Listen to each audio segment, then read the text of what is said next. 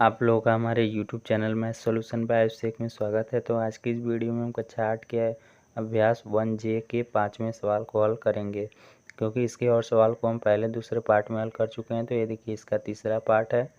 तो इसमें देखिए हम 5वें क्वेश्चन से सवाल को हल करेंगे। तो 5वां क्वेश्चन देखिए दिया है कि निम्नांकित परिमेय संख्याओं में से किस का शांत दशमलव संख्या में निरूपण नहीं हो सकता है। यानी यहाँ पे नहीं हो सकता है ये कह रहा है। तो हम कैसे दिखाएंगे, देखिए दिया है पहला 25/7।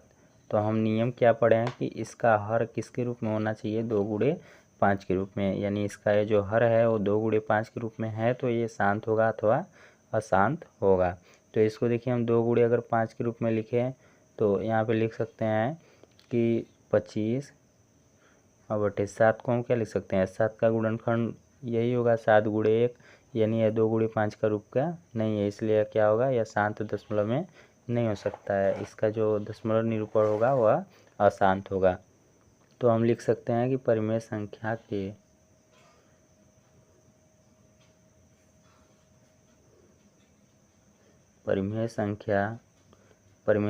अब 25/7 7 के हर का अभाज्य गुणनखंड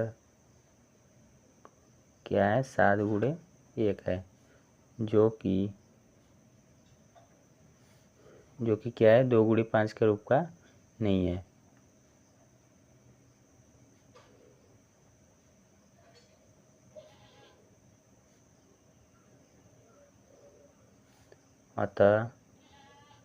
अतः हम कह सकते हैं कि 25/7 क्या होगा, यह अशांत आवर्ती है। अब आवर्ती क्या होता है, आवर्ती मतलब देखिए अशांत मतलब कि वह संख्या क्या होगा, यानी दशमलव के बाद वह जाता ही रहेगा, वो यानी कटेगा नहीं, शेषफल उसका बचता ही रहेगा। आवर्ती का मतलब क्या है कि जो उसका भागफल आएगा वो हमेशा रिपीट होता रहेगा, जैसे 0.6 ऐसे रिपीट होता है ना, तो ऐसे ही रिपीट होता रहेगा। ऐसे ही अगला देखिए दिया है 5/6। तो 5/6, अब देखिए 6 को अगर हम लिखें तो लिख सकते हैं 5 और 6 को लिख सकते हैं 2×3, यानी 2×6। अगर ऐसे ना समझ में आए तो 6 का आप क्या कर लीजिए गुणनखंड, 2×3 कितना हो जाएगा 6, और फिर 3 से लेकर जाएंगे 3 × 3, तो 2 क्या हो रहा है 3। तो ये 2×3 के रूप में आ रहा है, यानी 2×5 के रूप का यह भी नहीं है, तो यह भी क्या होगा, अशांत होगा। तो हम लिख सकते हैं कि यह भी क्या है, यह अशांत है, यहाँ लिख सकते हैं अशांत। अब पूरा चीज़ यही रहेगा, यही आप यहाँ पे लिख सकते हैं, ये पूरा वही रहेगा। बस यहाँ पे जहाँ 25/7 है वहाँ पे कितना हो जाएगा, 5/6 हो जाएगा, और पूरा वही रहेगा। और यहाँ पे जो 7×1 है वहाँ पे 2×3 हो जाएगा, और सभी वही चीज़ रहेगा। अब अगला देखिए क्या दिया है, अगला दिया है कि 7/15। तो 7/15, अब देखिए इसको लिखेंगे तो 7/15 को क्या लिख सकते हैं, 15 को लिख सकते हैं 3×5, 3×5 = 15। तो 3×5 के रूप का आ रहा है, यह 2×5 के रूप का नहीं आ रहा है। तो यह 3×5 के रूप का आ रहा है, तो यानी हम कह सकते हैं इसका गुणनखंड क्या क्या है, 3 और 5। तो इसलिए ये भी क्या होगा, अशांत होगा, क्योंकि ये भी क्या आ रहा है, ये भी क्या आ रहा है, 3×5 के रूप का आ रहा है। तो यानी यहाँ पे अशांत होगा, क्योंकि हमें मिलना क्या चाहिए, 2×5 के रूप का। वैसे अगला देखिए, अगला दिया है 3/7। 3/7, इसको देखिए चेंज करेंगे तो 3 और 7 को क्या लिख सकते हैं, 7 को 7×1 लिख सकते हैं। तो ये भी देखिए क्या होगा, ये भी शांत नहीं होगा। तो यहाँ पे लिख सकते हैं कि यह क्या होगा, अशांत होगा, क्योंकि इसका हर जो है वो 2×5 के रूप का नहीं है। तो हम लिख सकते हैं कि 3/7 क्या होगा, यह अशांत होगा। तो अशांत हो जाएगा। और उसके बाद देखिए अगला क्या है, अगला है 5×3/4। 5×3/4, तो 5×3/4 को बदलेंगे तो देखिए 4×5 = 20, इसका इसमें गुणा कर देंगे 20 आ जाएगा, 20 और 3 कितना हो जाएगा 23, और नीचे कितना है 4। इसको चेंज करेंगे, देखिए 23/4 को क्या लिख सकते हैं, 4 को लिख सकते हैं 2×2।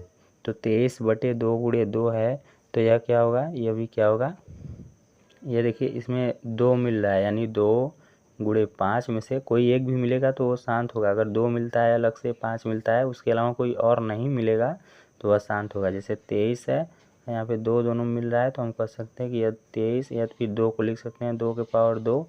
तो ये देखिए 2 के रूप में आ रहा है, तो यहाँ पे हम कह सकते हैं कि यह क्या होगा, यह शांत दशमलव में इसका निरूपण हो सकता है। तो अब देखिए इसके अगला क्वेश्चन देखिए दिया है 1/25 का निरूपण एक शांत दशमलव संख्या में किया जा सकता है।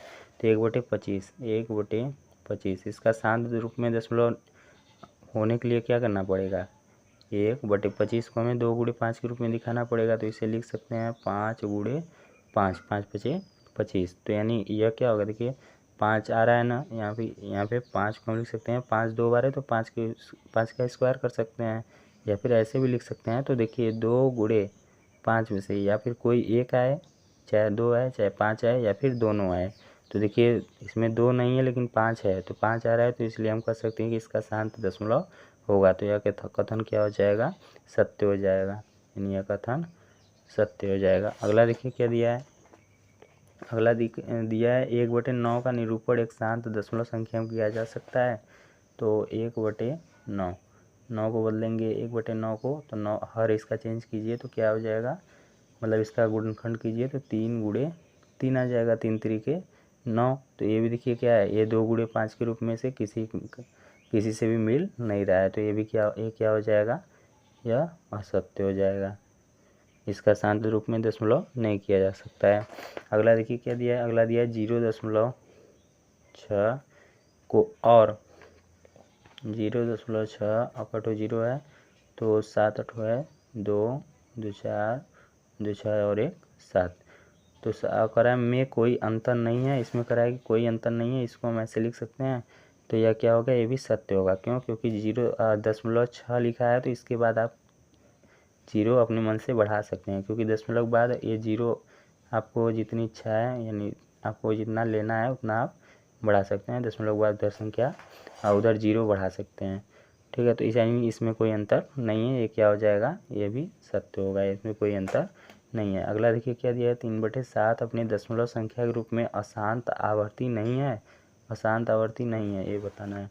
तो 3/7 अशांत आवर्ती देखने के लिए क्या करेंगे, 3/7 को क्या लिख सकते हैं, 7 गुणे 1। तो इसका अभाज्य गुणनखंड क्या आ रहा है, 2 गुणे 5 के रूप का नहीं आ रहा है। तो ये हम क्या कहेंगे कि यह अशांत है, या क्या है, अशांत है, अशांत और आवर्ती भी होगा, अशांत आवर्ती है। तो यानी ये क्या कह रहा है कि 3/7 अपने दशमलव संख्या के रूप में अशांत आवर्ती नहीं है, लेकिन यहाँ पे अशांत आवर्ती आ रहा है, तो ये भी कथन क्या हो जाएगा, असत्य हो जाएगा। क्योंकि यह नहीं कर रहा है तो यह कथन असत्य हो जाएगा। तो ये अभ्यास 1J खत्म हुआ। तो चलिए आज के लिए बस इतना ही, हम मिलते हैं अपने नेक्स्ट वीडियो में।